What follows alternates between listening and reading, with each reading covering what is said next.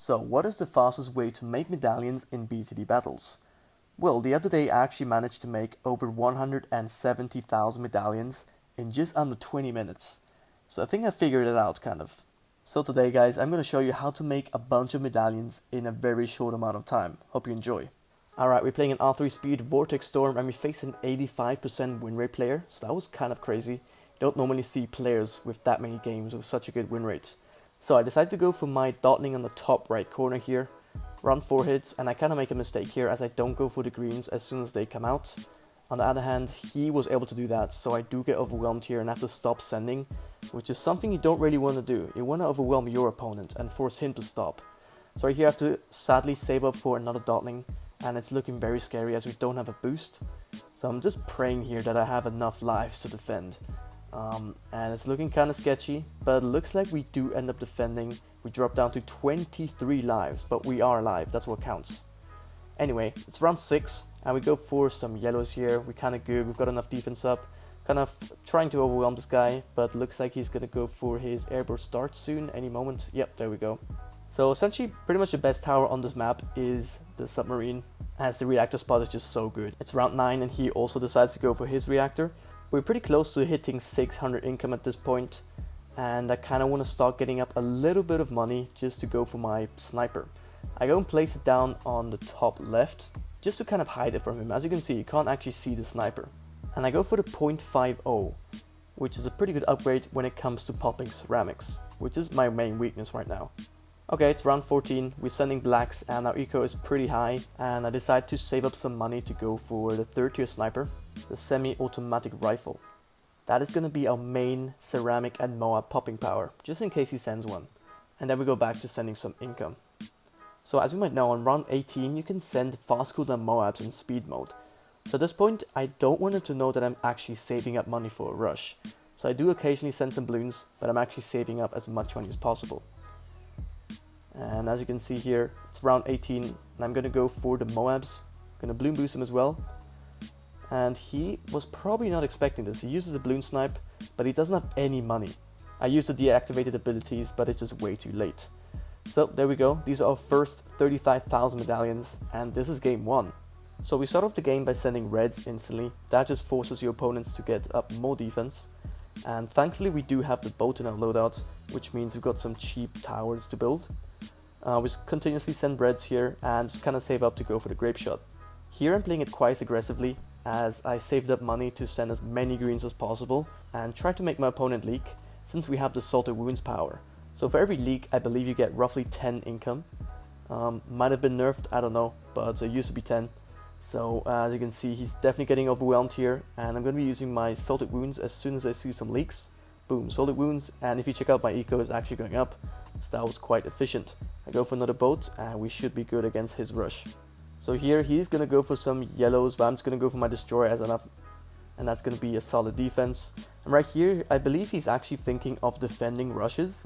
The first thing you should think about in speed mode is round 11, which is going to be region rainbows.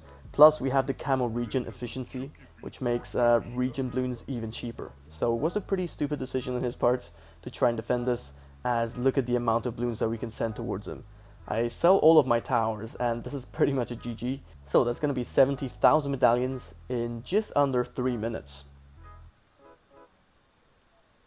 So in our next game we actually have some solid powers. We have the pop boost, the camo region efficiency, and the long slow. So right here I'm playing it quite aggressively, trying to make him leak as much as possible, and I do use the long slow on him, and he actually pop boosts. So we made him use 1 boost, which is kind of good. I go for the Glaive Lord as I believe that tower could be pretty good on this map. Just in case he goes to some like region rainbows or zebras. It's round 16, now income is pretty high, and I've got a pretty good amount of defense up as well. So in case he sends some Moabs, I'm just going to turbocharge them.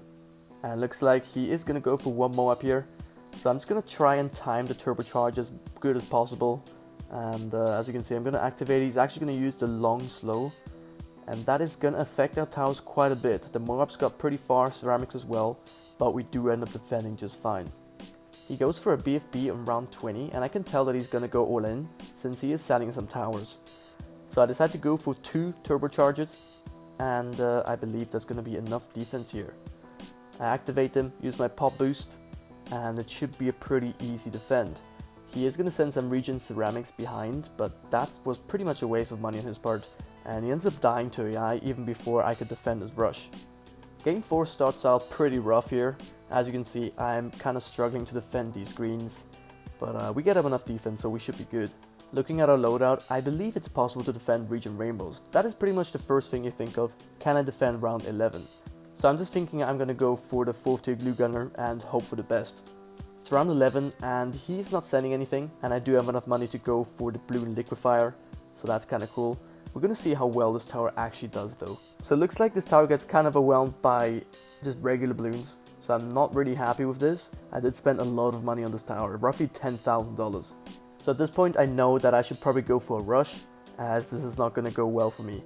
So I actually decided to go for an all-in rush, use the extra slow on him and sell all of my towers to kind of send as many balloons as possible. And once again our opponents die to the regen rainbows.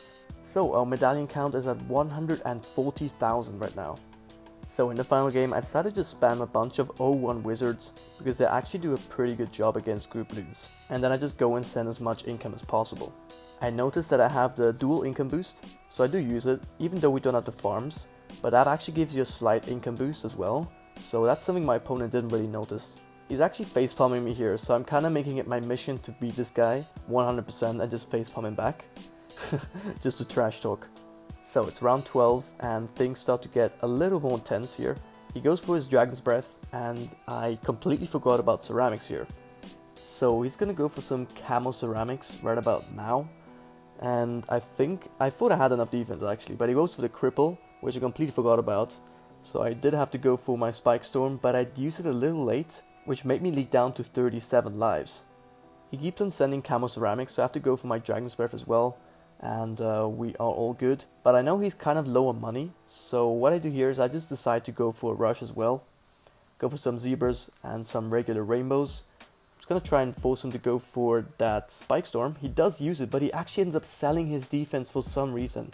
I have no idea why he did that. I just used my Spike Storm here, and I know I'm gonna defend this rush. He also disconnects here. I don't know why I was doing that, because I clearly have enough defense here. Gonna get some intense micro, go for my wizard, and that's gonna be a GG, boys. So, thank you guys for watching this video. You guys tell me in the comments if you'd like to see more of these types of videos. They're kind of time consuming to make, so if you guys enjoyed it, make sure to subscribe, as only a small amount of people that watch my videos are subscribed.